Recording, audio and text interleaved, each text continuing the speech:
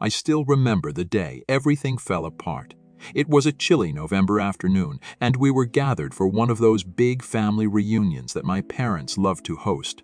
The house was bustling with laughter, kids running around, and the smell of roasted turkey wafting from the kitchen. It felt like any other holiday, warm, comforting, familiar. But that was the day my life changed forever. Chloe, my cousin, was there too. We were never particularly close, but she had always been part of the family gatherings. She was a few years younger than me, full of energy and always the center of attention with her loud stories and dramatic flair. I didn't pay much attention to her that day, busy catching up with my siblings and other cousins. But then something unexpected happened. Chloe approached me, her expression serious, almost somber. She asked if we could talk privately. I was taken aback but followed her into the den, thinking she wanted to share something personal. Little did I know, she was about to drop a bombshell that would shatter my world. She sat me down, and in a voice barely above a whisper, she accused me of sexually assaulting her.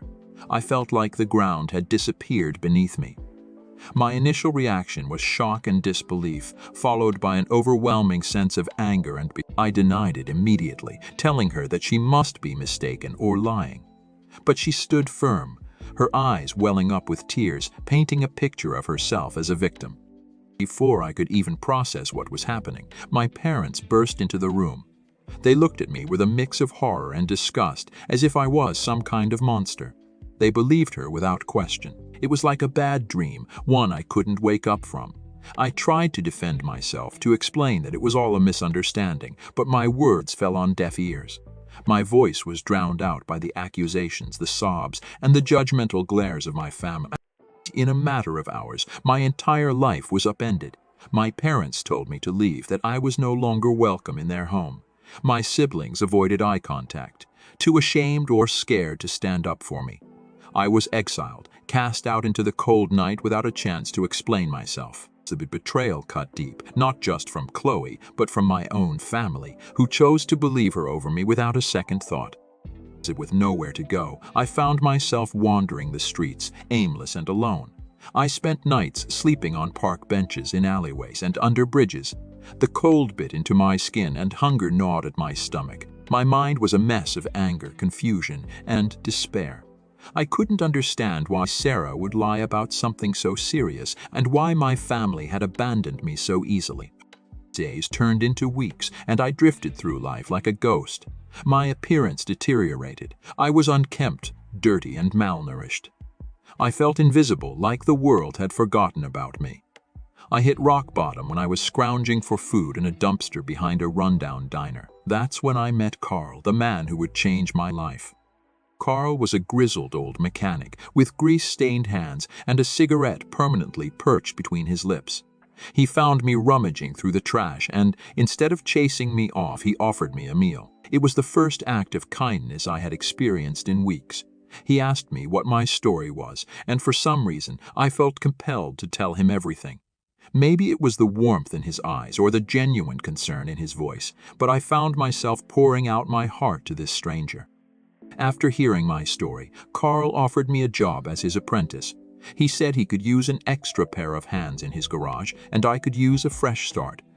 I hesitated at first, unsure if I could trust anyone again, but I had no other options. So I took the job, and for the first time in a long time, I had a glimmer of hope. Working at the garage was tough, but it gave me a sense of purpose. I learned the ins and outs of fixing cars, getting my hands dirty and slowly rebuilding my life. Carl was patient, teaching me everything he knew and giving me the chance to prove myself. He never asked about my past again, treating me like any other employee. It was exactly what I needed, an opportunity to be judged on my work and not the lies that had been told about me. That's when I met Lily, Carl's daughter. She was a few years younger than me, with bright eyes and a smile that could light up a room. She often came by the garage to bring her dad lunch or help out with paperwork. At first, I kept my distance, still wary of getting close to anyone, but Lily had a way of breaking down my walls. She was kind, funny, and had a way of making me feel like a normal person, not the outcast I had become. We started spending more time together, talking about everything from music to movies to our hopes and dreams. It was refreshing, being able to connect with someone without the weight of my past hanging over me. Slowly but surely, I began to open up to her. I told her about my family, about the accusation, and how I ended up working for her father. She listened without judgment, her eyes filled with empathy and understanding. Our friendship blossomed into something more. We went on dates, shared laughter and tears, and eventually we fell in love. For the first time since my exile, I felt like I had found a place where I belonged. Lily became my rock, my confidante, and my partner in every sense of the word. We moved in together, built a life, and eventually we started a family of our own. Our daughter Lola was born a few years later, bringing more joy and purpose into my life than I ever thought possible. Life was good. I had a job I enjoyed, a loving partner, and a beautiful daughter. I had moved on from the past, or so I thought. But then, out of nowhere, my family reached out to me. It had been years since I had heard from them, and their sudden contact brought back a flood of memories and emotions. It was a message from my mother. She apologized for not believing me and for cutting me out of their lives.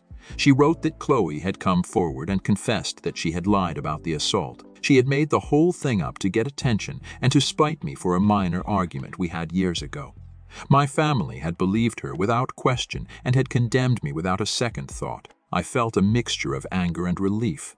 Anger at Chloe for her lies and at my family for their betrayal. Relief that the truth had finally come out, that my name was cleared, even if it was years too late. But mostly, I felt a deep sadness for the time lost, the relationships destroyed, and the pain. And Lily was by my side when I read the letter. She held my hand, her presence grounding me as I processed the revelation. She didn't say much, just listened as I vented my frustrations and pain. When I finished, she looked me in the eyes and said, "You don't owe them anything. You've built a new life and you have us. We'll support you no matter what you decide." Her words were a balm to my wounded heart. I realized then that I didn't need their apology or their acceptance to move on. I had a new family, one that loved me unconditionally and stood by me through thick and thin. Lily and Lola were my world now, and I wasn't going to let the ghosts of the past ruin the life we had built together. I did eventually meet with my parents and siblings. It was awkward and tense, with apologies exchanged and tears shed. They seemed sincere in their regret, and Chloe wasn't present. Apparently, she had distanced herself from the family after her confession. They wanted to make amends, to rebuild the bridges they had burned. But it was too little, too late. I forgave them, not for their sake, but for mine. Holding on to the anger and resentment would only hurt me in the long run. But forgiveness didn't mean forgetting or returning to the way things were. I chose to keep my distance, to focus on my new life and the people who had stood by me when it mattered most. In the end, the experience taught me a lot about resilience, forgiveness, and the importance of chosen family. My life had taken a path I never expected, filled with trials and tribulations. But through it all, I found love, purpose, and a sense of belonging. Lily and Lola were my anchor, my safe harbor in the stormy seas of life. And for that I was eternally grateful.